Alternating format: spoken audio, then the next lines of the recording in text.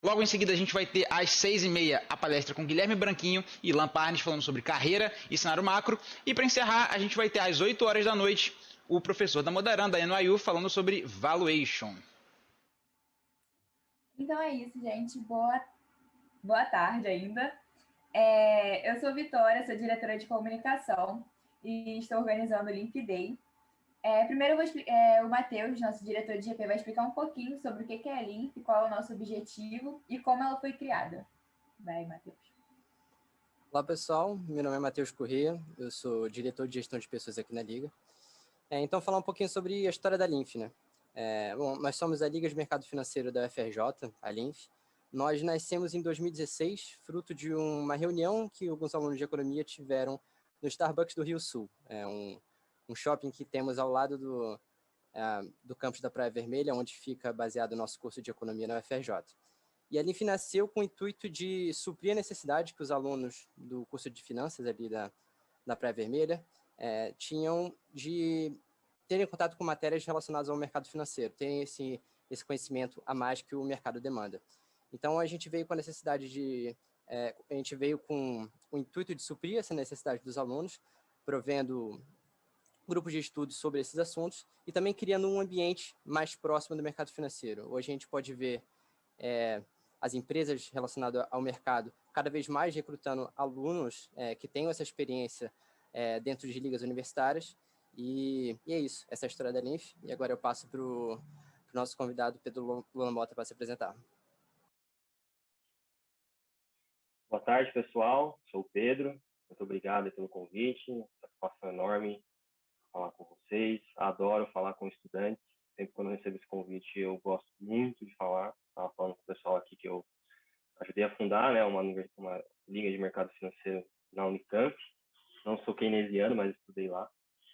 E é sempre um prazer falar um pouco de mim bem rapidamente, me apresentar. Eu sou gestor responsável pelos portfólios da Verius Investimentos. A Verius não é uma gestora tão pop no mercado, mas ela é uma gestora bem diferente. Acho que tem muita coisa que eu posso explicar do que a Verius faz, que serve de aprendizados e ensinamentos, né? A gente acabou de ser adquirido pela Isinvest, então a Isinvest comprou a gente e o Nubank comprou a Isinvest. Então agora a gente está entrando ali dentro desse grupo de mercado financeiro tecnologia, que é esse grupo que está se formando, com um foco, obviamente, no futuro de um novo modelo que na nossa visão, é o modelo do futuro, que é, obviamente, sem a necessidade de um assessor de investimentos, que é o que hoje é o padrão, né? A figura de um ser humano ali no intermediário.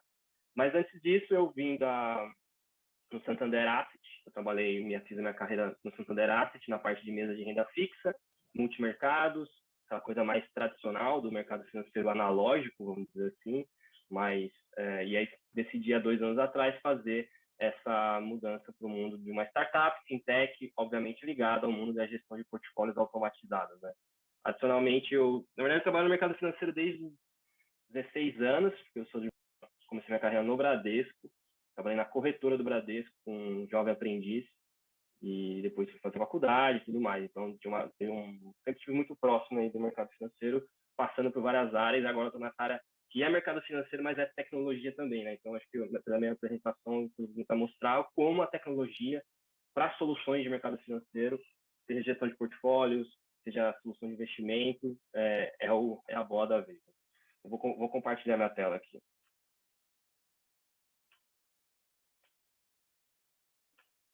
Estão vendo a minha tela? Sim. Beleza. Então, o tema de hoje aí é gestão de portfólios e asset allocation. Vai aprender o que é isso, tentar ficar muito satisfeito se vocês entenderem isso.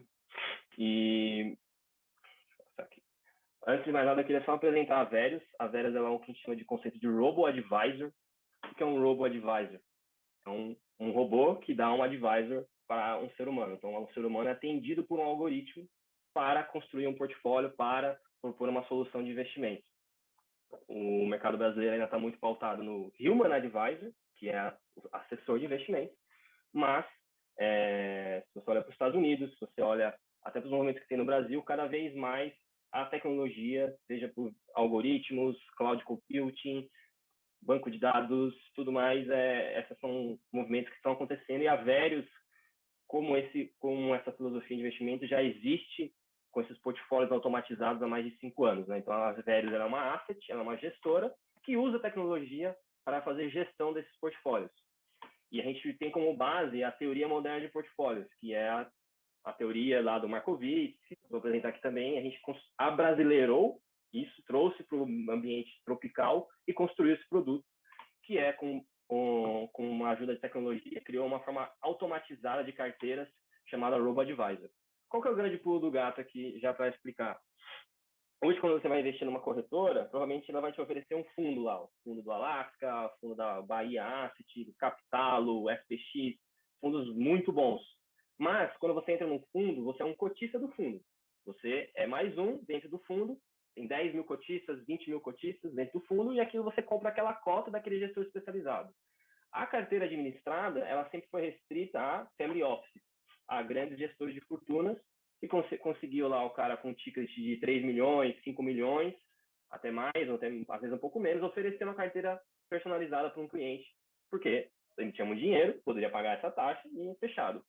A partir dessa solução tecnológica, você consegue oferecer carteiras administradas micro para cada cliente a partir de 12 mil reais. Então, cada cliente tem a sua própria carteira com seus próprios ativos, onde o robô monitora o risco daquela carteira, monitora a rentabilidade, monitora os aportes, os resgates, cliente a cliente. Hoje a gente tem 450 milhões de reais sob gestão, já é uma asset relevante em termos de volume, e obviamente a gente está agora com esses novos passos que aconteceram da nossa aquisição, querendo escalar muito mais o modelo e querendo crescer nesse modelo Robo-Advisor, que você não tem necessidade de ter um assessor ou de alguém ali dando as recomendações. Né? E aí tem todo o debate do que é melhor ou pior com relação aos modelos, mas é um debate para outra hora. Aqui são os tipos de Robo-Advisors, também um paper legal que existe, foi lançado pela Deloitte um tempo atrás, que são os Robo-Advisors das várias gerações, 1.0, 2.0 até 4.0. A Verius hoje está no 3.0, que é a carteira de ativos gestão individualizada, em que tudo acontece automaticamente, os rebalanceamentos automáticos, os relatórios online. No mercado já existem outros Robo-Advisors, mas até no 1.0, 2.0. A Verius é a única que faz a gestão da carteira no ativo final. Os outros, eles fazem via fundos, ou fundo de fundos, né, que é a gestão coletiva, e aí você perde em grau de personalização, perde em granularidade de informação e em várias outras coisas. O 4.0, aí já é um modelo que você, obviamente, tem muito machine learning envolvido, até para antecipar o comportamento do cliente. Quantas vezes o cara acessa o app e aí essa reação de acessar o app mostra que está desconfortável, ou dá sugestão de alocação de forma muito mais personalizada e com base em comportamentos passados.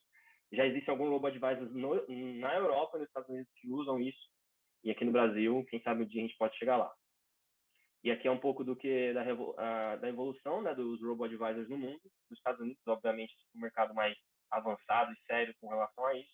A gente até 2000 aqui são as projeções, né, até 2025 teria quase 7 trilhões de reais sobre gestão. E aí você tem o que eles chamam de Robo-Advisors puros e Robo-Advisors híbridos, que também é uma discussão que existe hoje no Brasil.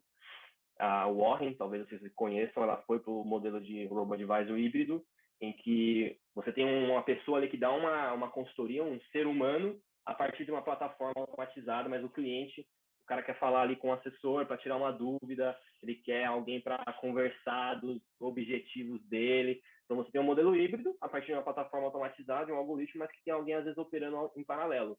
Isso faz diferença.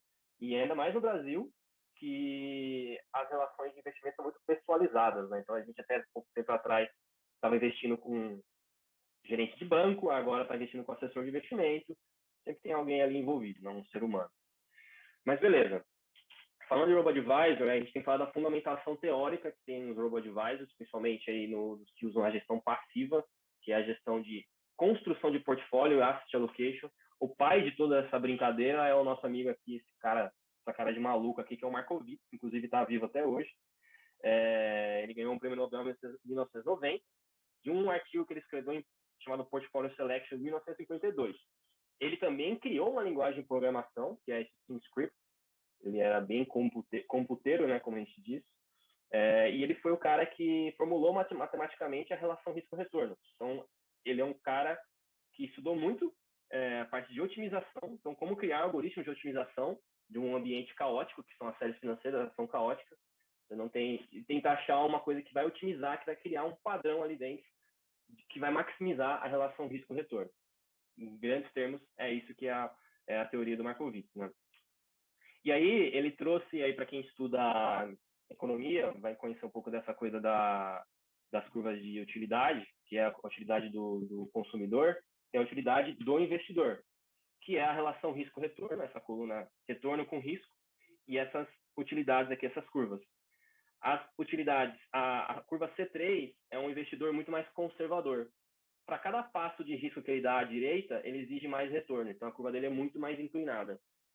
A curva C1 é o cara muito mais flexível, leniente ao risco. Ele é muito mais assim, cara, pode diversificar aí, pode fazer o que você quiser. Eu não exijo mais unidades de retorno em relação ao risco que você está me adicionando. Então, a partir disso, ele fala assim, todo investidor tem uma curva de utilidade. Ele tem ali uma curva, de acordo com o perfil dele, de acordo com o suitability, ele tem uma curva de utilidade. E ele assume, né, que obviamente o investidor ele é avesso ao risco, né, para cada risco que ele toma, ele exige um retorno maior, mas ele entra na discussão da diversificação ingênua, às vezes ótima, que é um pouco do que existe hoje no mercado, né? Então você cansa de ver, sei lá, material publicitário, divulgação, tem que diversificar seus investimentos, não sei o quê, tá, cara pálida, mas diversificar como? Tipo, qual conta você fez? O que é diversificar? Diversificar é você colocar ativos descorrelacionados que têm comportamentos diferentes, em cenário macroeconômico diferente, e que, na média, vão se valorizar. Mas isso não quer dizer que, por exemplo, você comprar 5 hedge funds, 5 fundos de investimentos, que no final eles estão investindo na mesma coisa, você não está diversificado. Eles estão comprando a mesma coisa. Eles estão comprando bolsa brasileira, comprando dólar, operando curva de juros, e se o Brasil derreter, você perde junto com os 3 iguais em menor grau. Então não é uma diversificação. Puramente falando, né, de diversificação ótima. E aí a gente cai na coisa do portfólio descorrelacionado, né, que é a relação risco-retorno, e aí com a gente diz a correlação entre dois ativos. Então você tem um ativo A1 e o ativo A2, então aqui nesse gráfico. Se eles têm uma correlação praticamente 1, que é, desculpa, a correlação 0, desculpa, vou falar de novo. Tem o ativo A1 e o ativo A2. O ativo A1 ele tem risco de 4 e retorno de 6. O ativo A2 ele tem risco de 10 e retorno de 10. Então, ele é muito mais arriscado, com um retorno muito maior, o A2. E o ativo A1, menos arriscado, com uma vol menor. Qual é a composição entre eles que vai dar um retorno, um portfólio resultante? Né? Você tem que escolher qual proporção entre os dois, você vai ter um portfólio resultante. E qual que é o determinante disso? A relação entre eles, a correlação entre esses dois ativos. Ou seja, se na média, quando um sobe, o outro cai. E aí a gente chega na nossa amiga correlação, né? A correlação 1 é quando eles são perfeitamente correlacionados, são praticamente iguais. E a correlação menos 9, menos 0,9, é quando eles são praticamente inversamente correlacionados. Então, quando um sobe, o outro praticamente cai. E aí você tem ali um portfólio quase que 100% diversificado. A correlação 1, que é a primeira linha aqui, quando você vai adicionando mais, aqui está 100% no portfólio 1, aqui está 100% no portfólio 2, no ativo 1 e no ativo 2. Você vai adicionando mais ativos e ele vai andando praticamente linearmente, ou seja, você não tem um efeito da diversificação aqui. Você tem um portfólio A1 100% de risco 4 e retorno esperado de 6, e aqui você tem um retorno esperado de 10 com risco de 10. Você não tem diversificação. Não tem efeito de diversificação porque eles têm correlação praticamente 1. Eles são iguais. Eles só são, sei lá, Petrobras, Bradesco e Itaú. Assim, eles são a mesma coisa. Tem características microeconômicas diferentes, mas eles são o mesmo direcional. Quando você fala de uma correlação menos 9, ou até menos 1, que é a vermelha escura aqui, você vai adicionando risco, vai adicionando outro ativo e vai diminuindo o risco. Até o ponto que você tem quase um risco zero, não é zero, e um retorno positivo. O que é? Essa é a alquimia da gestão de portfólios. É você adicionar mais risco, adicionar mais portfólio, adicionar mais ativos, diminuindo o risco. Você está adicionando risco, adicionando outros ativos, diminuindo o risco, a resultante final do portfólio final, porque você está criando um portfólio que tem comportamentos correlacionados, porque eles são variáveis macroeconômicas diferentes, são mercados diferentes, são empresas muito diferentes. Então, isso o que eles chamam de construção de portfólio, né? E aí, a explicação disso está na variância, né? na fórmula da variância, porque acho que aqui fica um pouco mais claro, né? Vou puxar aqui.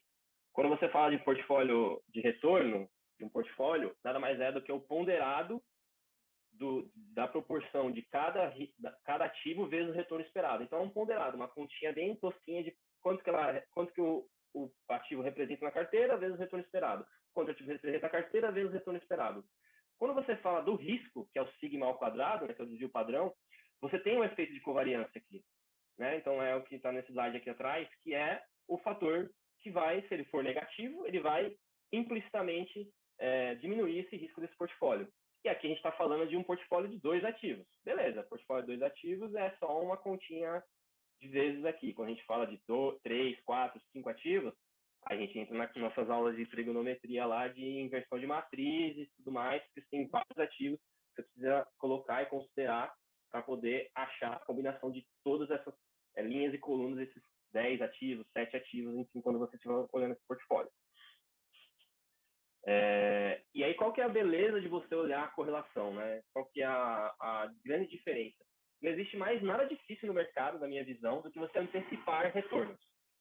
Então, é aquela piada, né? Que você pegar ali as projeções de final de ano dos bancos estrangeiros, chega em dezembro, mais ou menos, começa a soltar aqueles relatórios.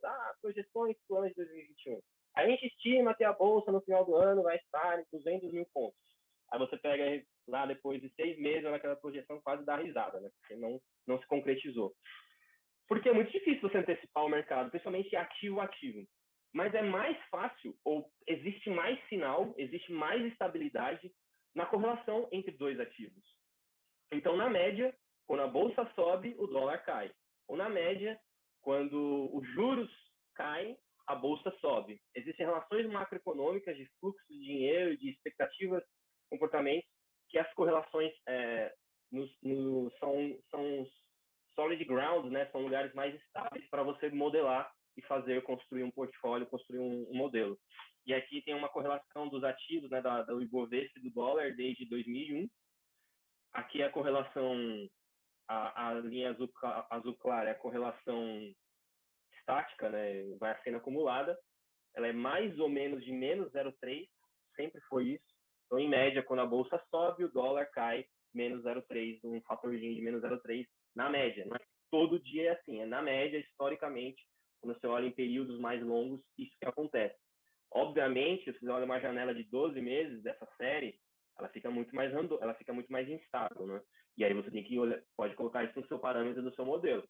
Pode colocar uma variável mais de longo prazo e uma variável mais de curto prazo para fazer ali uns ajustes, né? Então, ali até de 2009 a 2013, essa correlação quase virou 0 e agora caiu de novo e agora está um pouco ali no meio no 0,3. Então, é uma forma de você olhar essas variáveis de forma muito mais tentar encontrar sinais mais fortes do modelo, né? Aqui é uma coisa interessante, usando a correlação para outra finalidade, mas é um gráfico que eu gosto de fazer, está desatualizado, mas é um gráfico bem interessante, que é você pegar os 5 maiores hedge funds, pegar os maiores 10 maiores hedge funds e os 20 maiores hedge funds do Brasil. Você cria uma cota sintética deles, uma média entre eles, e faz uma correlação em relação ao kit Brasil, que seriam as variáveis brasileiras, bolsa, dólar, juros, e vê o quanto eles são correlacionados. E aí, quanto mais para baixo aqui, menos correlacionado, então menos consenso existe no mercado. Quanto mais para cima, próximo do 100%, mais consenso existe no mercado, mais direcional eles estão comprados em Brasil, né? E a gente pode ver que no impeachment da Dilma, eles ficaram super comprados, Joesley Day, estava todo mundo comprado, todo mundo perdeu dinheiro junto, depois continuou comprado. Eleições de 2018, de novo, acabou-se o consenso do mercado, ele caiu, depois subiu com a eleição do Bolsonaro, e aí daqui para frente também, acho que isso chutaria que ainda está um consenso de todo mundo muito comprado em Brasil. Então, cara, você está comprando hedge funds, às vezes está comprando banana 6 por meia dúzia, porque eles estão ali sempre comprando as mesmas coisas, às vezes em direcionais diferentes, né? Tanto que hoje, o maior discurso dos hedge funds são: a gente vende estratégias correlacionadas, que ninguém quer mais pagar 2,20 para o cara ficar comprando coisas que, sei lá, você pode comprar no Tesouro Direto. E aí, fazendo a mesma conta, usando os 3 maiores fundos quant, que é a Cadima, a Visia e Murano. A Visia é a nova Giant Steps, quando eu fiz isso aqui ainda era Visia, e eu ainda chamo de Visia com esse pessoal lá. Você pode ver que tem um comportamento muito mais errático, né? Um comportamento muito mais descorrelacionado, ou seja, faz sentido você ter uma parcela em fundos quant para ter um portfólio mais potente e não comprado 100%, abraçado em Brasil, ou abraçado em uma estratégia que é pouco efetiva ou pouco diversificada, né?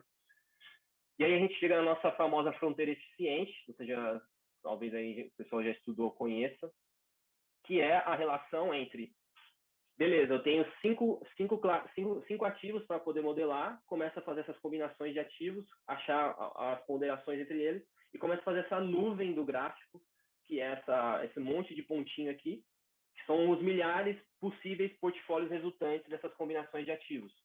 E a parte de cima, essa linha preta, que é a fronteira eficiente, que é o portfólio em que o investidor, ou que você tem que buscar estar, porque ele é um portfólio que maximiza o retorno em relação ao risco.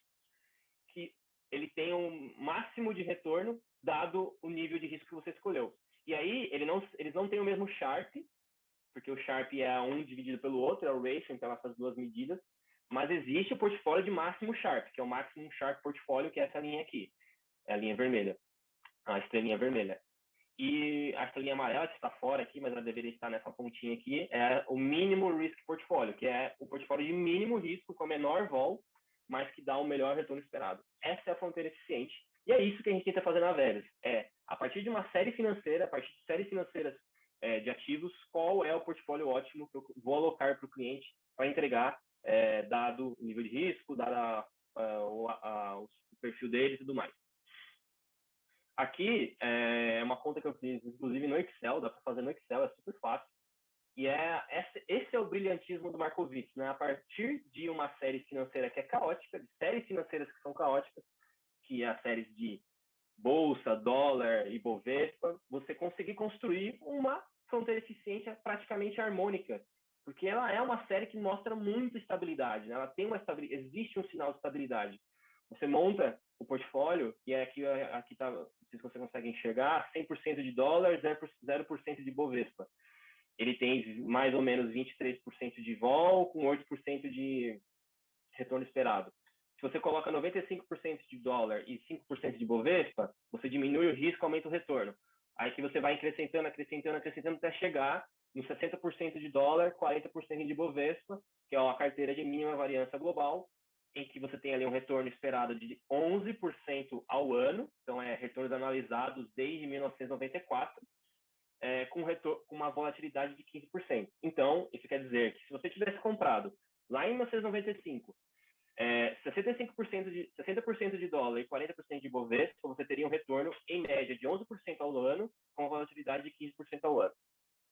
Isso olhando essa série financeira. Ao mesmo tempo, quando a gente fala de dólar e S&P, consegue fazer essa conta em períodos mais alargados, que você consegue pegar essa estabilidade dessa série financeira. E você pode fazer isso, obviamente, em software de programação, né? Então, existem muitos pacotes de R, de Python, que você chupa aqueles dados, seja do Yahoo Finance, de uma base de um Excel e tal, e você consegue fazer uma série de combinações para cuspir esse seu portfólio ótimo, né? Porque no final é isso, você tem uma série financeira, então na Veles eu tenho pré-fixados, juro real, bolsa brasileira, bolsa americana, mais dólar, então eu tenho essas 5 séries. Qual é a combinação entre essas 5 séries, dado o histórico de volatilidade, dado o histórico de retorno, que maximiza a função, né? Então a gente usa um algoritmo de termodinâmica, que ele começa mais quente, ele vai modelando mais quente, depois ele vai parando na parte mais fria, que é o ponto que maximiza essa função, no máximo, né, da função, para você não cair em nenhum mínimo local. E o máximo dessa função é o máximo do Sharpe, que é o portfólio ótimo, né? Porque quando você fala de 2 ativos, você está falando uma bidimensional. Agora, de 5 ativos, 7 ativos, é multidimensional. É um espaço em que o algoritmo vai rodar para encontrar essa função que maximiza esse retorno versus risco, né? Então, aqui tem aí a questão do ativo de risco. E aqui a gente cai em uma outra discussão, que é a decomposição do risco.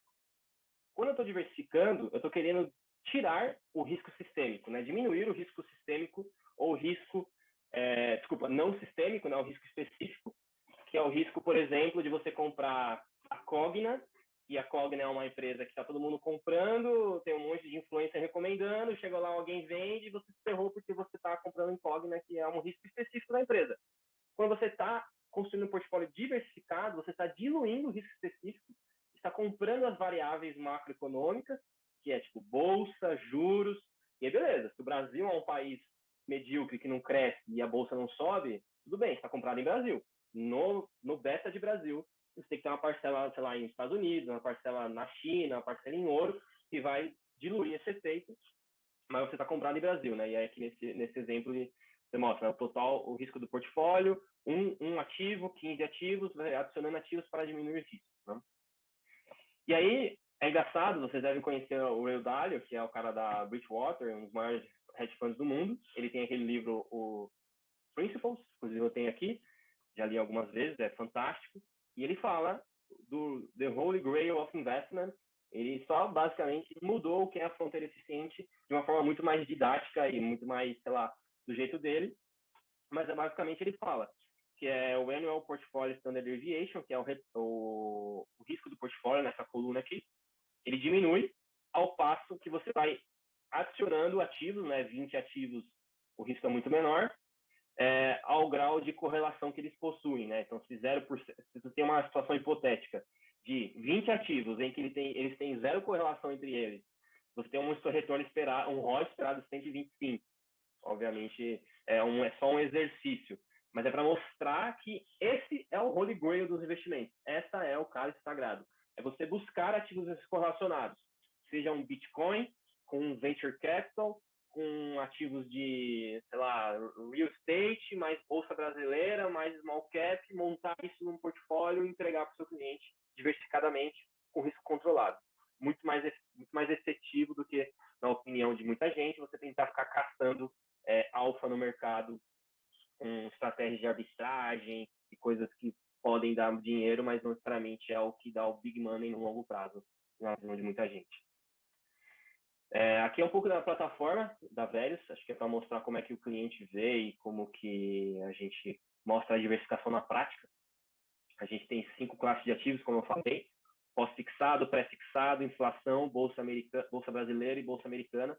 As duas bolsas são via ETFs, que são os ativos muito líquidos, transparentes, de custo muito baixo para o cliente, e os três ativos, as três renda fixa, tudo via Tesouro Direto. Então, o algoritmo ele faz uma otimização de duration e compra vários títulos dentro do Tesouro Direto para achar uma duration ideal.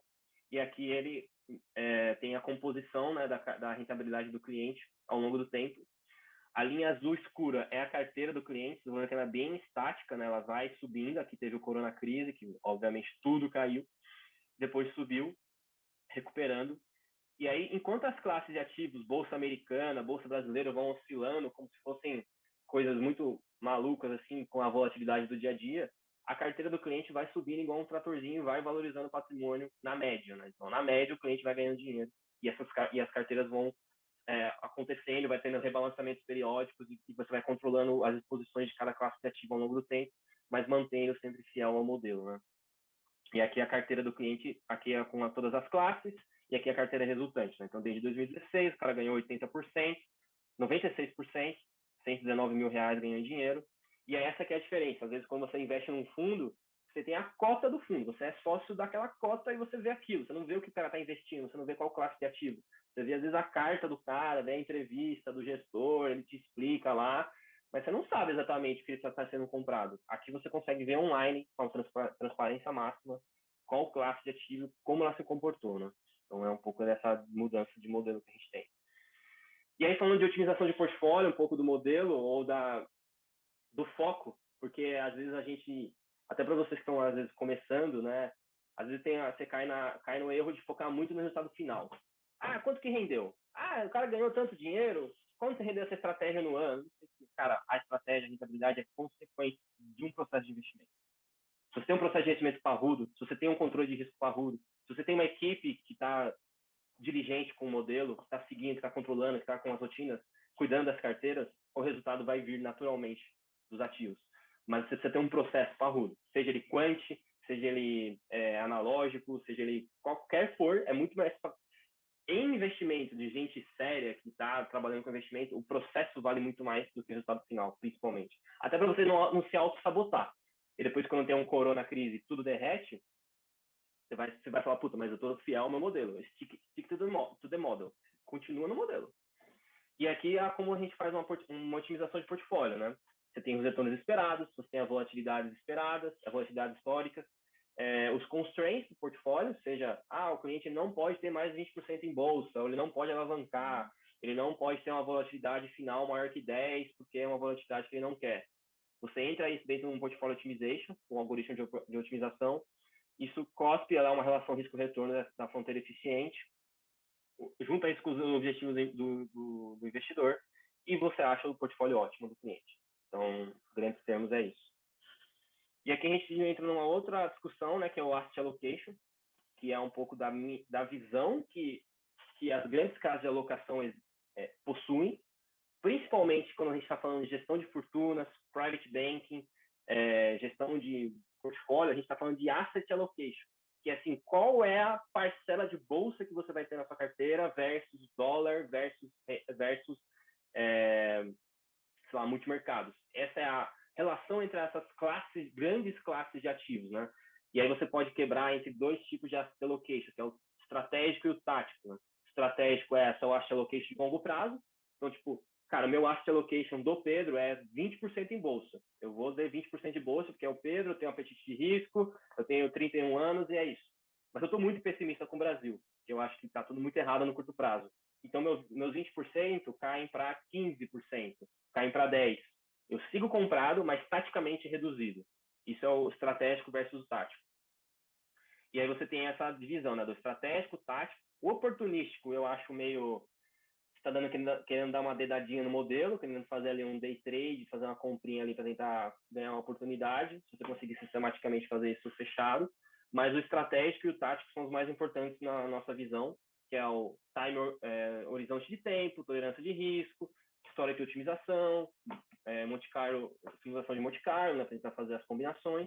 E os táticos é em relação a ciclo de mercado, sentimento de mercado, valuation muito esticado, métrica, você consegue criar um modelo que pode compor essas duas variáveis, né? E, obviamente, você pode usar, principalmente no modelo da Veles, a gente usa os ciclos econômicos.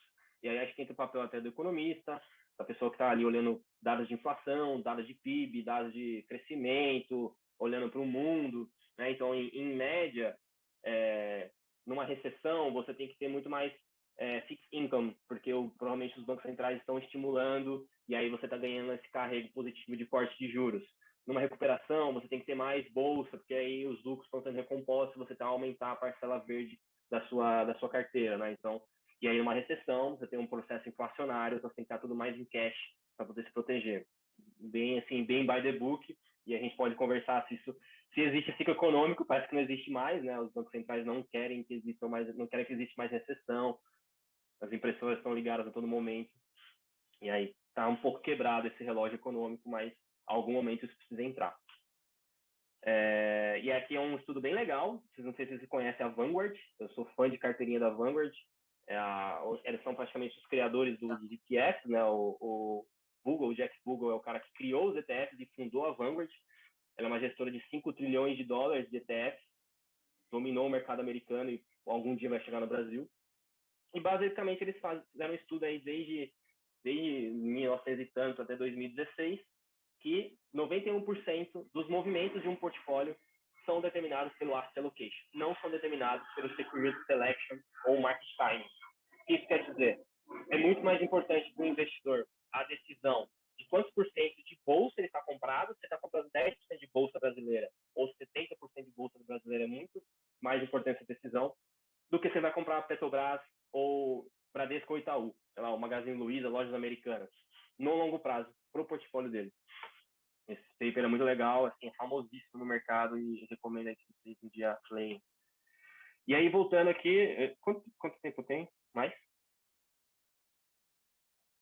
Alguém sabe dizer? São 5h38. Teria até 6 horas para fazer. Tá, dá uma aceleradinha aqui para abrir logo mais. A gente... E aí, voltando à história do Markowitz, o Markowitz é o cara lá em 1952 que criou toda essa máquina aqui que eu estou tentando explicar. E, obviamente, a beleza do mercado americano ou das finanças é que lá as finanças... Aqui no Brasil a gente tem um pouco disso, mas ainda não tanto. É que a academia dialoga muito com o mundo real. Então, muitas das coisas que são criadas nas universidades viram produtos, viram estratégias, viram fundos, viram tudo mais. E é isso que acontece, por exemplo, aqui, que a gente está vendo. O Markowitz lá atrás fez o portfólio Selection, depois veio lá o Sharpe, fez lá o Single Sector, a teoria de mercados eficientes do Fama, e aí depois você criou todo o mercado de fatores de riscos, né, que é o Size Effection, Quality Effection, todo o modelo do Fama French, né, que você tenta encontrar lá os indicadores determinantes de rentabilidade. Isso vira estratégia. Tem fundos hoje no Brasil que fazem isso. O Avantgarde, que é um fundo famoso aí, ele só faz isso, ele só busca encontrar fatores de risco das rentabilidades de cada classe de ativo. Então, isso é uma constante construção do mercado, de pesquisa, de análise, base de dados e a implementação no mundo real, né? E a gente entra na coisa das duas letras gregas, que é o alfa e o beta. Você tem duas formas de ganhar dinheiro no mercado. Ou estar indexado no mercado, nos ativos, passivamente, ou tentar roubar dinheiro das outras pessoas, entre aspas, né? Ganhar do mercado. Porque o mercado é uma soma zero. Então você tem que buscar alfa no mercado. Se você está ganhando, alguém está perdendo. Se você comprou barato, alguém vendeu caro.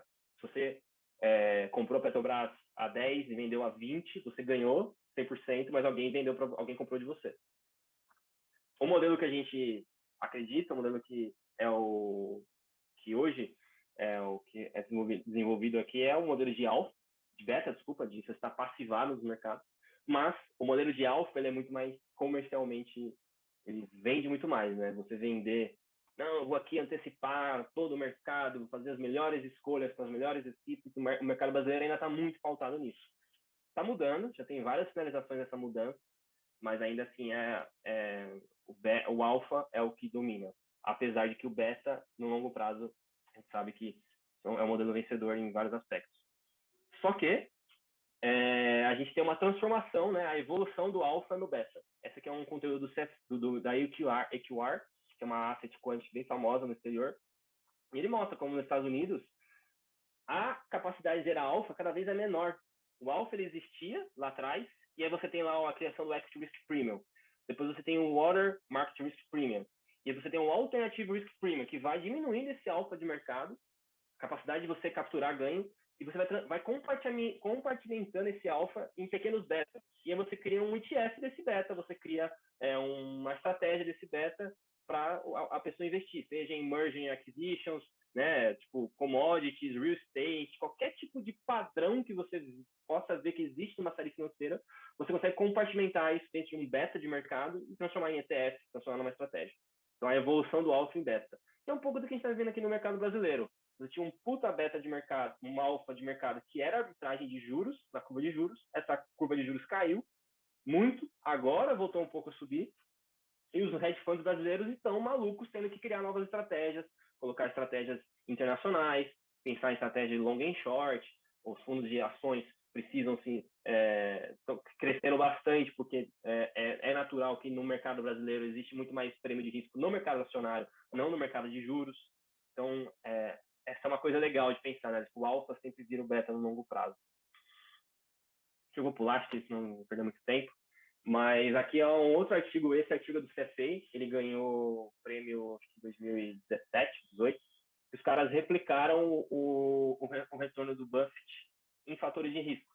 Basicamente, sistematizaram o Warren Buffett em betas, né, em factor returns. E aí o alfa é o que você não consegue explicar, que é o fator da habilidade do Warren de antecipar, de sensibilidade de mercado, que é o papel do gestor. O papel do gestor é gerar alfa, é antecipar o mercado, é o artesanato, né? Acho que o gestor cada vez mais vai ter uma habilidade artesanal de ter ali um nicho de mercado, de antecipar. Se ele for fazer o básico, se ele for comprar bolsa Ibovespa, tipo, tem um ETF que faz isso, vai ter um algoritmo que faz isso mais rápido do que ele. Então, esse é um artigo bem legal que foi divulgado. E aí, nem tudo são, né, brigas. Principalmente no Twitter, a galera gosta de eu contra ele, ativo versus passivo, não sei o quê. E isso nunca é um caminho proveitoso.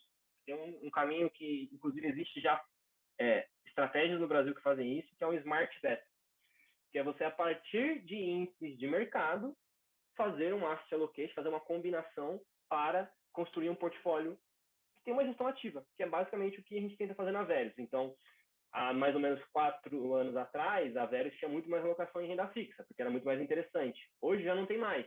Então, a gente vai gradativamente fazendo essa alocação tática, diminuindo, aumentando as posições, a partir de betas de mercado mais transparentes, né? Então, você pega o melhor dos dois mundos, entre aspas, o market return, rule-based, transparente, com um equity return e gestão discricionária dos portfólios, e cria esse Smart Beta. E aí tem vários Smart Betas muito interessantes. Tem um Smart Beta que tem na B3, que é o Bovespa Low Volatility, que é a baixa volatilidade do Bovespa. O que eles pegam? Eles pegam a carteira do Bovespa e falam, vou fazer uma otimização para que eu tire os ativos mais voláteis, fique só com os menos voláteis, que vai dar o mesmo retorno do Ibovespa. E é bom pra caramba, porque ele dá quase a mesma, ele dá mais café que o Ibovespa, se vocês pegarem lá, com uma vol, tipo, 3 vezes menor, 2 vezes menor. Então, você fez uma otimização, você pegou um índice e otimizou ele dentro do índice. E tem vários casos de S&P, de vários outros índices. E é você fazer um Smart Beta dentro desse beta de mercado, né? Por fim, deixa a sugestão aí de um livro, Desbravando a Gestão de Portfólios. Acho que é impossível achar em português esse livro, mas existe aí um Pioneer Portfolio Management, que é do David Swenson, que é o gestor de portfólios da Yale, da universidade. Ele vai chovendo molhado do que eu falei aqui, vários outros aspectos. E hoje o fundo de pensão da Yale é o que paga, o fundo de endowment da Yale é o que paga as contas das universidades e é o que financia várias atividades, então é sensacional. E ele parte de uma gestão não necessariamente passiva, mas de asset allocation em classe de ativos, né? E aí, por último, termina com uma frase do Warren Buffett, que é: a maioria dos investidores, tanto institucionais como individuais, verá que a melhor maneira de possuir ações é através de um fundo de índice que cobra taxas mínimas. Esse é o nosso amigo Warren Buffett lá em 1996. Beleza? É isso.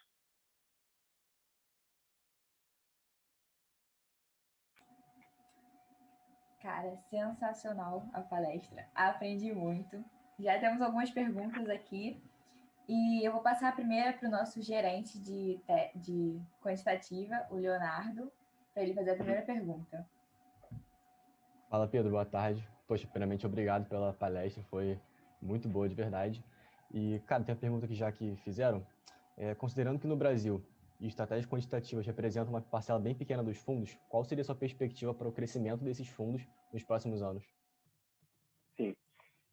Eu adoro essa pergunta, ela é muito importante porque, principalmente vocês que estão até começando, no Brasil, a gente criou-se um pouco da estigma de que o fundo quant, né, é a caixa preta. Então, até o investidor fala, vou investir no fundo quant, mas não sei o que está acontecendo lá, vai que o robô quebra no meio, que acontece alguma coisa. Não. O fundo quant, ou estratégias quant, são ferramentas que automatizam processos que podem ser discricionários ou não.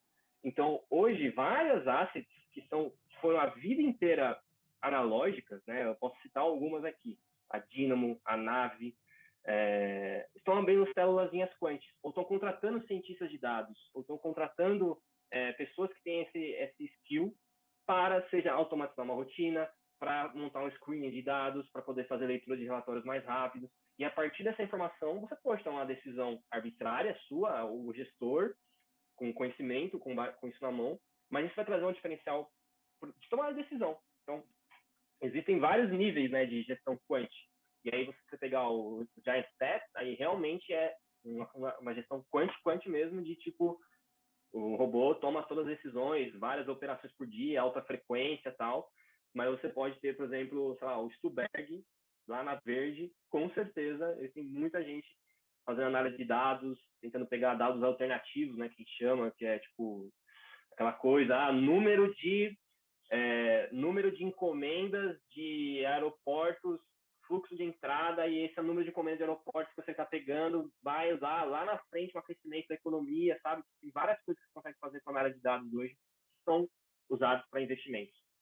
E eu acho que, no longo prazo, quem não se adaptar vai acabar sendo engolido. É só ver o que aconteceu na performance dos fundos aí na crise. Os fundos quânticos ano passado no Brasil tiveram uma performance muito boa, porque eles conseguiram navegar nesse ambiente de alta volatilidade sem quebrando o viés humano, né? Acho que esse é um pouco até dá o benefício. Na Verius, o que o robô faz? Tipo, a Verius, eu não fico operando todo dia, comprando e vendendo, mas eu consigo gerir 450 milhões de reais com 4 pessoas, eu mais 3, porque eu tenho uma série de algoritmos que automatizam as minhas tarefas, seja de compra, venda, ordem, controle de risco, balanceamento, e eu programei ele. Então a Verius é uma grande calculadora que vai fazer isso e vai jogar o custo lá embaixo. Eu consigo oferecer um portfólio com custo muito melhor e a empresa em si é muito mais barata nesse sentido, né? Eu tenho um custo muito fixo, muito menor na empresa. E é engraçado, eu trabalhava no Santander e eu trabalhava na gestão e tal, e aí atrás de mim tinha um back-office que tinha 10 pessoas e tinha um mid-office que tinha mais 15 pessoas. Cara, era o dia inteiro lá, a galera batendo cabeça, batendo planilha, liquidou, não sei o que, não tinha nada automatizado, sabe? Para mim, no longo prazo, vai deixar de existir e a tecnologia vai ser utilizada. Mas isso não quebra o fator humano. Às vezes as pessoas têm uma visão um pouco poliana de tipo, a máquina melhor, tal. Eu acho que man plus machine é muito mais superior do que somente a machine, somente a máquina.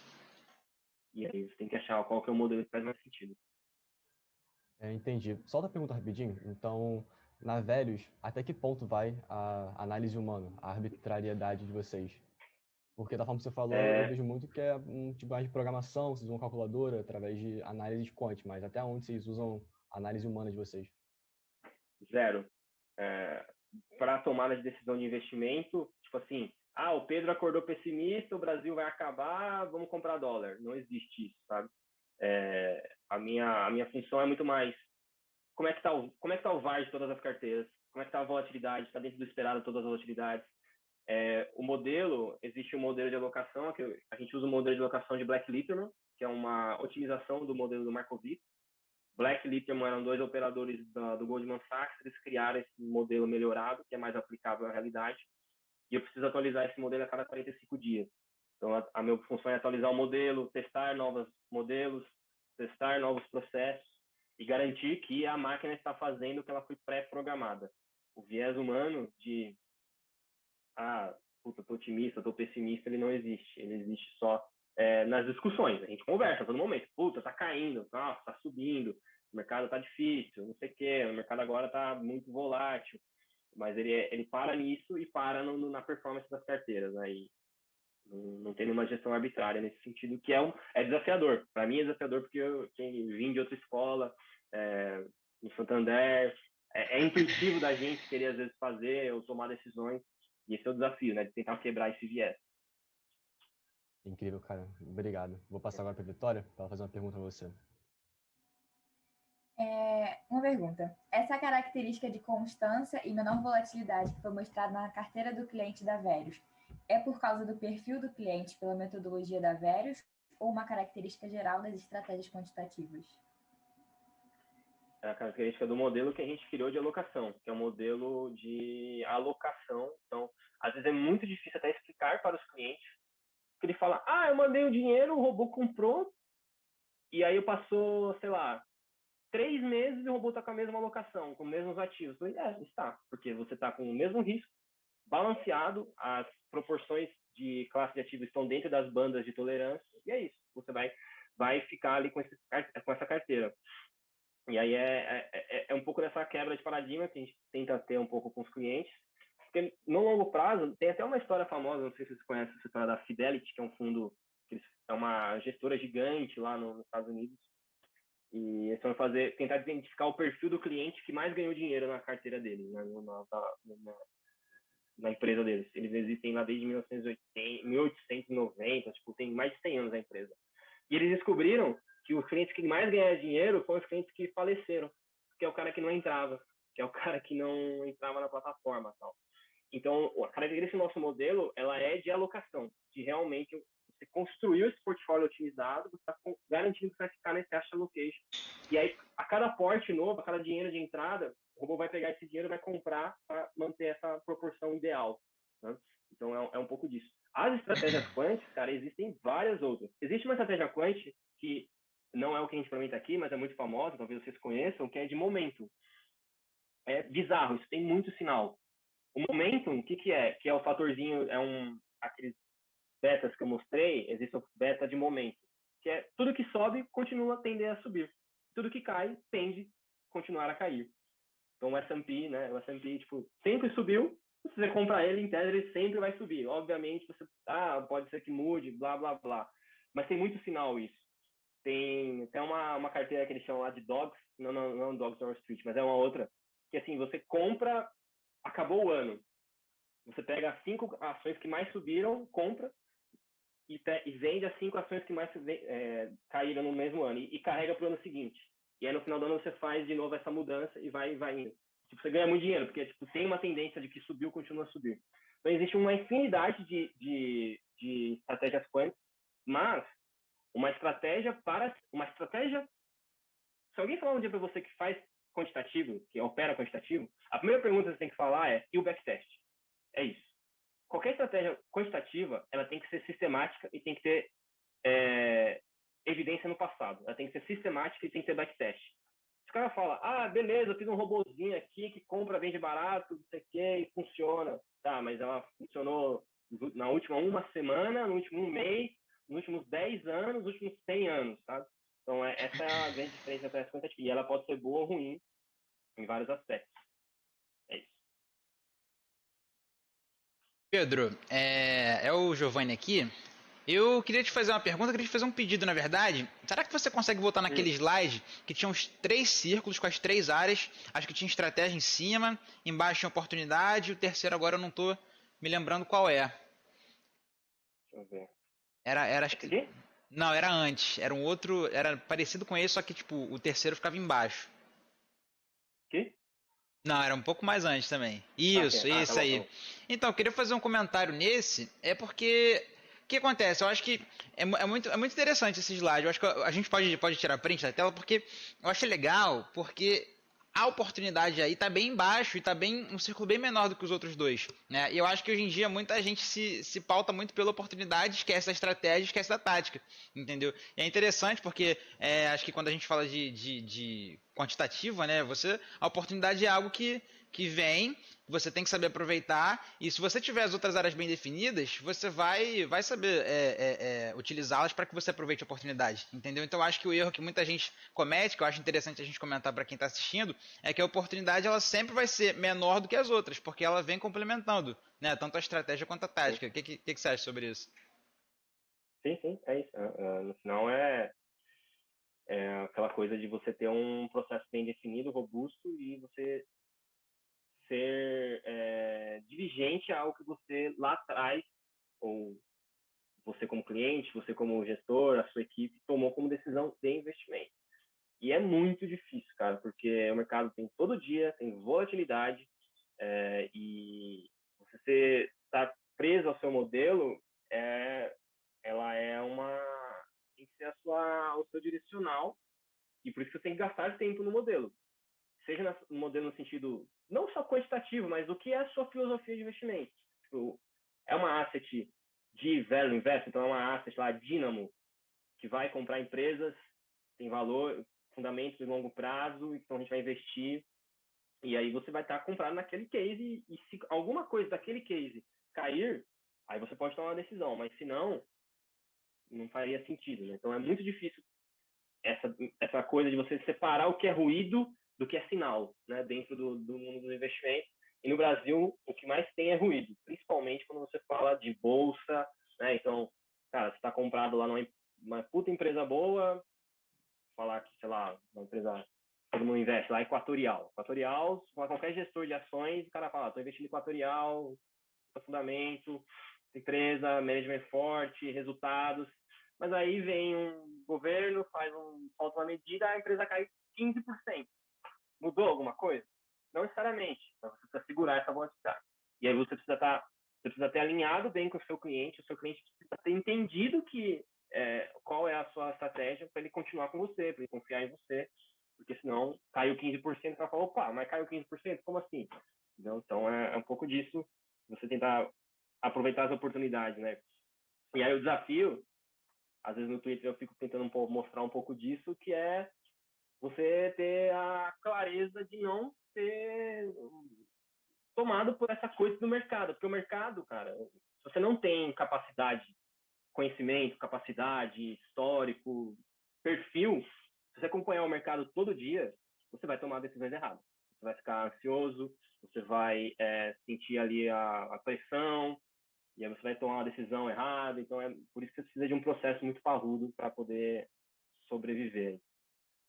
Isso é muito interessante e tem a ver com aquilo que você falou no finalzinho, né? Que o robô, né, no caso, ele é a prova de emoções. Então, eu acho que um dos grandes desafios é justamente você fazer isso que você falou, que é, tipo assim, mostrar para o cliente, explicar como é que funciona a tomada de decisão, né? E fugir um pouco disso, né? Desse turbilhão que acontece. Porque Brasil você tem que ter sangue frio, né? Porque senão você vai tomar suas decisões totalmente baseadas na emoção e isso foge completamente ao ideal, né? Tanto que você falou realmente que tem essa questão aqui, não é sobre você acordar num dia achando que vai dar tudo errado, que o Brasil acabou, né? Você tem que ter ali o processo bem definido para que você evite ficar caindo nessas armadilhas, né? Emocionais, eu diria. Uhum. É isso aí. Eu queria saber a sua visão, que eu não vejo muitos obstáculos no Brasil para o crescimento dessa estratégia, desse modo mais quant, mas ao mesmo tempo a gente não tem, né? A gente não vê muito, é uma parcela muito pequenininha. Eu queria saber, né, o que está sendo essa diferença, o que está não permitindo esse crescimento. Sim, sim. Eu acho que, principalmente, existe uma questão de cultura. Então, hoje, um assessor de investimento, seja o cara da XP, o assessor da BTG, ele tem muito mais conforto em vender o Stuberg, vender o histórico sei lá, da Capital, o histórico de casas que tem pessoas com histórico muito bom. Isso comercialmente faz muito sentido e tem sinal no sentido de olha o histórico dessa casa, olha a estratégia, olha como eles são competentes, enfim, e aí investe. Porém, é um pouco do que eu falei. Eu acho que no longo prazo, você a Kadima é um fundo quant, a Giant Step é fundo quant, vai ser redundante. Tipo assim, vai ser o quant, todo mundo vai ser quant no sentido de que todo mundo vai ter processos quantitativos rodando, ferramentas quant. E aí você vai ter estratégias em que o robô toma todas as decisões, e vai ter estratégias que os humanos ainda tomam, mas assim, que as pessoas programam, as pessoas usam bases de dados gigantes, que as pessoas usam, enfim, vários processos quantitativos, sei lá, de otimização, de screening de dados, de vários pacotes de linguagem de programação para poder tomar decisão de investimento. Então, eu acho que, no longo prazo, você falar de fundo quant vai ser meio redundante nesse sentido. Você vai falar muito mais do qual é a estratégia por detrás que está rodando e como a ferramenta é envolvida. E aí o que eu acho que os fundos quants pecaram muito no passado é realmente ser uma caixa preta, né? Então, você teve alguns casos aí de fundos quants, nem existem mais hoje, que fizeram muitas barbaridades, erraram, e não perderam dinheiro e não explicaram bem, né? E aí você criou esse estigma no mercado de que é uma caixa preta, e aí o investidor fica receoso. O cara que está lá no Family Office tem um cliente de 300 milhões de reais, ele é muito mais confortável em recomendar, por exemplo, fundos de grandes gestores, de grandes casas, de humanos, do que uma asset quant. De novo, está quebrando esse paradigma. Tem muita coisa mudando. Giant Steps cresce muito, Murano, tem várias outras casas nascendo. Tem aquela casa Constância, que é bem famosa. E eles estão crescendo o volume aí. A gente tem espaço para todo mundo. Não tem uma visão binária de que um é outro, tem espaço para todo mundo. Mas eu acho que o termo fundo quântico no futuro vai ser redundante. Vai ter, tipo, quem não se adaptou a isso, acho que vai ficar para trás. Excelente. Agora quem quer falar com você é o nosso subgerente da análise quantitativa, o Matheus Araújo. Primeiro eu queria agradecer pela apresentação, foi muito esclarecedor. Na sua apresentação, você mencionou que os fundos quantitativos estão tendo um desempenho melhor que os tradicionais. E que vê um futuro em que haja mais fundos quants. E também, por fim, mencionou que a gestão da Verius é realizada por 4 pessoas, incluindo você. Como você vê o mercado de trabalho dentro do mercado financeiro? Como vai ser impactado? Cara, é um pouco do que a gente falou aqui desses skills de programação. Eu não acho que tem que virar um programador, assim. Hoje na Verius ou na Fintech, meu maior desafio é conversar os dois mundos. O cara que é desenvolvedor, porque o cara que desenvolve o sistema, para ele tanto faz banana, maçã, cachorro ou série financeira. Ele não vai além daquilo, né? Então, eu acho que o profissional mais completo, em termos de carreira, é o cara que sabe de mercado financeiro, então sabe o que é um valuation, sabe olhar um balanço, sabe economia, sabe isso, mas sabe navegar com ferramentas quantitativas ou ferramentas de programação, sabe sintaxe, sabe manipular um banco de dados, sabe fazer um dashboard. Então, eu acho que e sabe, né, quais são as soluções, né, tipo cloud computing, né, tipo, hoje, nem é a minha formação, tipo, eu fui aprendendo por curiosidade, por necessidade, por tudo mais, e acho que no futuro isso só vai ser mais demandado dos profissionais. De novo, eu não acho que... Aí, em algum momento, você tem que escolher. Se você vai ser muito quantitativo, se vai ser, tipo, o cara realmente ali que vai estar escovando a estratégia, ou vai ser um cara mais de, tipo, você vai saber usar isso para montar uma estratégia, mas tomar decisões para você. Depende de onde você estiver. Mas eu acho que vocês precisam olhar com atenção, seja programação em Python, seja coisa de cloud computing, né? Tipo, cloud computing, se você não conhece, é você rodar um processo que demoraria, sei lá, 15 horas na sua máquina, você vai lá e compra um cluster na AWS da Amazon e roda em 10 segundos. Tipo, isso é o cloud computing, né? Qualquer processo hoje para calcular, então, para calcular todas as posições dos clientes no fechamento de dia, se eu fosse usar Verius fisicamente, eu teria que ter uma sala, uma câmera gelada, num lugar que tivesse um processador processando todas essas posições. Hoje não, a gente compra um cluster que fica lá em West Virginia, nos Estados Unidos, que calcula todas essas posições, cospe no nosso banco e coloca lá a posição do cliente no fechamento do dia. Eu não sei manipular o banco, mas eu sei como é que funciona, sei os passos, sei todas as lambdas envolvidas lá e dialogo com as pessoas que programam isso. Então, cada vez mais o mercado vai ser engolido por o que a gente chama de fintechização do mercado financeiro. Tranquilamente eu posso falar isso. Perfeito. Indo para a última pergunta, antes de encerrar, quais linguagens de programação vocês utilizam na Verius e que utilidades cada uma tem para a empresa? Boa. Na Verius a gente usa R, talvez vocês conheçam, que na academia é muito famoso. E aí foi por uma decisão lá atrás, que a Verius começou como uma startup, então foi um software que caiu na mão assim para a galera conhecia tal, então para manipular as bases de dados, construir os modelos, olhar o dia a dia ali, a gente usa o R. Poderia ser o Python e deveria agora ser o Python. A gente vai fazer um processo de migração para Python, porque Python integra muito melhor com outras linguagens, né? Principalmente o JavaScript, principalmente quando a gente diz de manutenabilidade do código, qualidade do código, a linguagem do Python ela é melhor, ela é mais manutenível, a gente diz que o Python vira produto, o R não. O R é excelente para você, sei lá, fazer uma exploração de dados, tal. Agora, para você fazer um sistema mesmo, Python, JavaScript, né, JS, são os principais. E é isso. E aí, cara, curso de Python, assim, tem de monte aí para fazer, não tem muito segredo, não. Entendi. Cara, foi um prazer ter você. Eu só tenho 2 pedidos antes de encerrar. Pediram para você mandar um salve para a DJ São Paulo e Hein? tirar uma. Mandaram para você. Calma, pediram para você mandar um salve para a Jundiaí. Obrigada. Jundiaí, minha terra, pô. Que isso? E tirar uma foto com a gente pra gente postar Claro. depois agradecendo. Claro. Mari, tá tudo pronto aí pra tirar foto?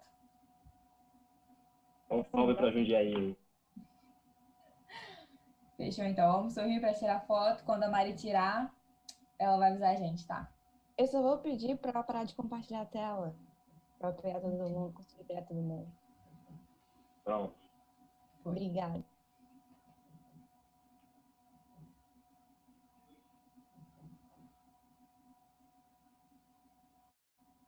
Foi, Mari. Fechou. Muito obrigada. Foi sensacional a palestra. Tenho certeza que todo mundo aprendeu muito mais com você. E acredito que é isso. Alguém quer falar alguma coisa por último? Agradecer?